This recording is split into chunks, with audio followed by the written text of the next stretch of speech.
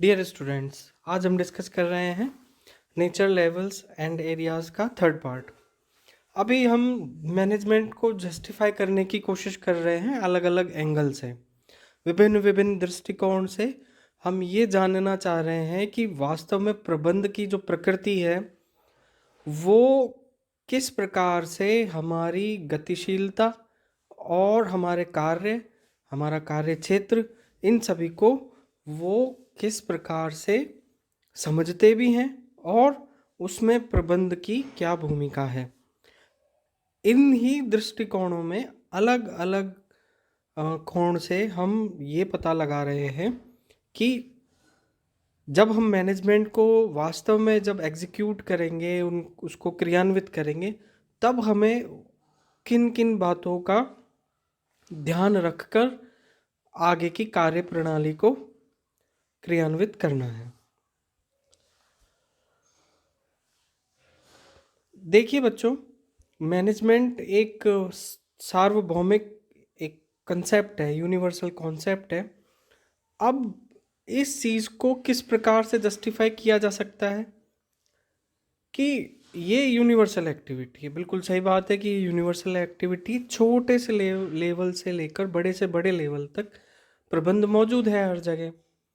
चाहे वो एक सूक्ष्म इकाई हो, चाहे एक वृहद इकाई हो, चाहे वो वृहद इकाइयों का समूह हो, प्रबंध हर जगह है।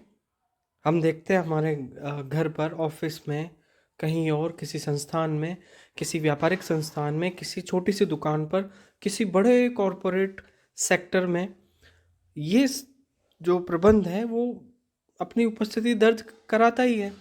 इसके बिना कोई कार्य संभव नहीं है। अब जो मैनेजमेंट है उसका जो प्रोसेस है वो भी यूनिवर्सल है। बिल्कुल सही बात है, क्योंकि प्लानिंग, ऑर्गेनाइजिंग, डायरेक्टिंग, कंट्रोलिंग का एक जो साइकिल है वो साइकिल अनवरत रूप से चलता रहता है। और इस अनवरत रूप में चलने से जो फीडबैक मिलता है, जब हमने पिछले चैप्टर में वो एक डायग्राम से समझा था कि वो जो फीडबैक मिलता है उसी फीडबैक के हिसाब से हम अपने जो स्रोत है या जो रिसोर्स है उनको एलोकेट करते हैं, उनका निर्धारण करते हैं, ताकि जो रिसोर्सेज हैं उनकी पूर्ति भी हो जाए और वो बिगड़े भी नहीं। अब जो मैनेजर्स हैं जो इस प्रोसेस को एग्जीक्यूट कर रहे हैं, उनको सारा काम करना है, चाहे वो स्वयं करें चाहे वो कराएं। मैरी पार्कर, फोलिएट, कार्लाइल और इन सब के व्यूज़ को अगर हम जांचें परखें तो मैनेजर्स को ये सभी कार्य कराना होता है। अब उनके सामने एक और चैलेंज है कि जो स्रोत हैं, जो रिसोर्सेज हैं, चारों जो रिसोर्सेज हैं, natural resources, financial resources, human resources और इंफॉर्मेशन, इन सभी रिसोर्सेज का इफ़ेक्टिव और एफिशिएंट यूटिलाइजेशन करना है, कम से कम यूज़ करना है और अधिक से अधिक उसमें उत्पादकता या प्रोडक्टिविटी लेकर आनी है। प्रबंध के यूनिवर्सल प्रिंसिपल्स हैं। अब उसमें ध्यान देने वाली बात ये होगी कि कौन सा मैनेजर टेलर को मान रहा है और कौन सा फेयल को मान रहा है। हालांकि इनमें ज़्यादा अंतर नहीं है, लेकिन फॉर एग्जांपल बाद में जब हम इनको पढ़ेंगे हिस्टोरिकल बैकग्राउंड में, तो सेंट्रलाइजेशन और डिसेंट्रलाइजेशन का अंतर आता है। तो वो डिपेंड करेगा कि जो मैनेजर है वो किन परिस्थितियों में काम कर रहा है और वो खुद किस जो विचारधारा है उसकी, वो टेलर से प्रभावित है या फिर वो फेयोल से प्रभावित है, किस प्रकार से वो प्रबंध के जो कॉन्सेप्ट है उसको लेकर चलता है। स्किल्स जो होंगी, क्योंकि हमने हेनरी मिन्सबर्ग को भी पढ़ लिया है अब, तो जो मैनेजर रोल्स हैं उन रोल्स को पूरा करने के लिए जो स्किल रिक्वायर्ड होंगी वो भी सेम सिमिलर होंगी। क्यों? क्योंकि रोल वही उनको प्ले करना है, चाहे मैनेजर चाहे छोटी इकाई का हो चाहे बड़ी इकाई का हो। मैनेजर को लगभग लगभग समान, उसका स्पान बदलेगा बस। एक मैनेजर छोटी इकाई को कंट्रोल करेगा या फिर एक मैनेजर बड़ी इकाई को कंट्रोल करेगा, तो हो सकता है कि कुछ कुछ डिफरेंस आए, लेकिन उनको सिमिलर सेट ऑफ स्किल्स चाहिए। अब जब तक मैनेजर उस स्किल को या उस नॉलेज को ट्रांसफ़र नहीं करेगा तब तक वो बड़ा पजल रहेगा। क्यों? क्योंकि धीरे धीरे हम ये मान के चलते हैं कि जो हमारा व्यापारिक संस्थान है, जो यहाँ हमारी संस्था है, ऑर्गेनाइजेशन है, वो अनवरत रूप से चलने वाली है और उसकी परपेचुअल लाइफ है जो कभी ख़त्म नहीं हो, अनवरत रूप से चलती रहेगी। तो यदि वो अपनी स्किल और नॉलेज को ट्रांसफ़र नहीं करता है तो वो अपने लिए ही चैलेंजेस बना लेगा। लेकिन मैनेजमेंट ये कहता है कि जैसे भी एक्सपीरियंस आए, नॉलेज आए, स्किल आए, वो ट्रांसफ़र होनी चाहिए। यहाँ पर अगर एक एग्जांपल की बात की जाए तो यहाँ पर टोटल क्वालिटी मैनेजमेंट में इशिकावा डायग्राम्स और ब्रेनस्टॉर्मिंग, ये दो चीज़ें ऐसी है जो नॉलेज ट्रांसफ़र करने पर एम्फेसाइज करती हैं, उन पे प्रभाव वो कहती हैं कि इन ये जो चीज़ें हैं वो ये कहती हैं कि नॉलेज ट्रांसफ़र होनी चाहिए। नॉलेज ट्रांसफ़र के लिए बहुत सारे मोड हो सकते हैं, इसमें एजुकेशन एंड ट्रेनिंग ही लिख रखा है, लेकिन कई बार जो वर्कर्स हैं वो अपने मैनेजर्स और सुपरवाइजर्स को देखकर भी सीखते हैं।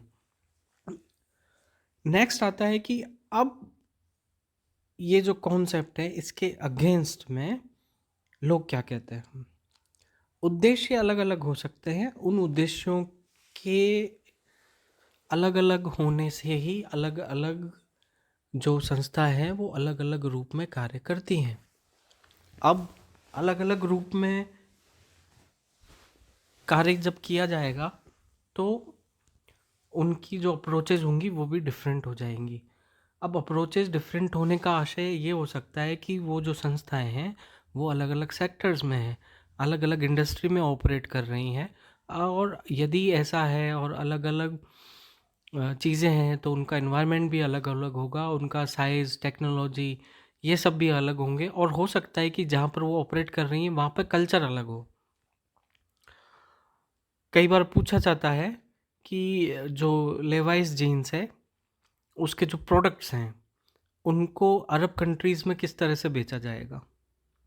तो ये चीज़ कल्चर से रिलेटेड है, लेकिन मैनेजमेंट जो है वो इतना फ्लेक्सिबल है कि वो सेक्टर, साइज, टेक्नोलॉजी, कल्चर और different different stages of development है उनके अनुसार वो लोचशील हो जाता है, फ्लेक्सिबल हो जाता है, इलास्टिक हो जाता है।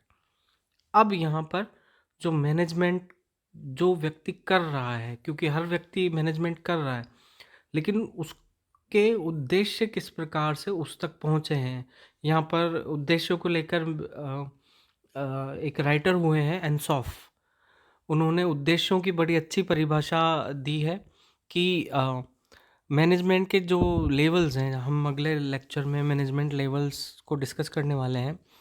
तो जो ऑब्जेक्टिव्स हैं वो ऐसे धागे हैं जो सभी लेवल्स ऑफ मैनेजमेंट को एक सूत्र में पिरोए रखते हैं। तो एंसॉफ ने ये बहुत अच्छी सी डेफिनेशन दी है, और इस डेफिनेशन से एक बात और पता चलती है कि यदि उद्देश्य क्लियरली डिफाइन हो तो जो मैनेजमेंट के लेवल्स हैं वो बंधे हुए रहते हैं और एक साथ काम करने के लिए मोटिवेटेड होते हैं।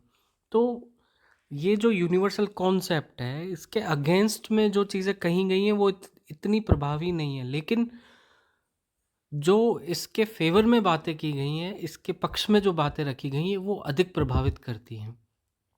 अब कोई भी चीज़ है उसके दोनों पक्ष और विपक्ष दोनों होते हैं, यहाँ पे भी विपक्ष है, किंतु यहाँ पर जो पक्ष है वो अधिक है, विपक्ष बहुत कम है।